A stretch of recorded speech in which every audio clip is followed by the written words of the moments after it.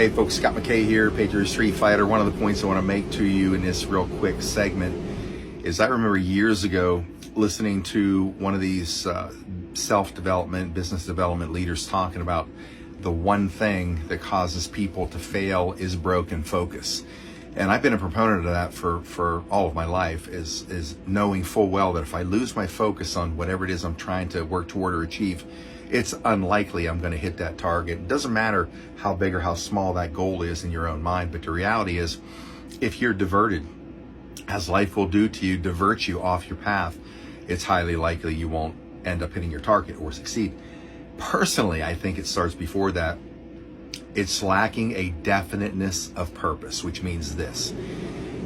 If you want to accomplish something in life, you can think of it in an ancillary fashion, sort of an overview in your mind of what you would like this to become, or you to become or be, or what you'd like to acquire or achieve.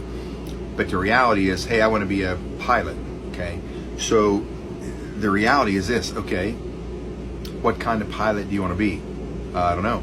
You want to be a commercial pilot? You want to be a military pilot? You want to be a private pilot?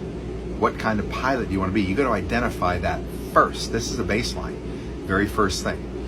Second thing is, once you identify what that is, let's say, for example, I want to be a Navy pilot. I went through this process myself. Okay, if you want to be a Navy pilot, what kind of bird do you think you want to fly? You want to fly cargo planes, if you have the chance. Do you want to fly fighters? Do you want to fly rotary wing? All these things are critically important. Why is that? Because to get to that place, you have to be moving toward it by building a foundation. First of all, in that, let's say this endeavor, by studying, by researching, by learning things you don't know.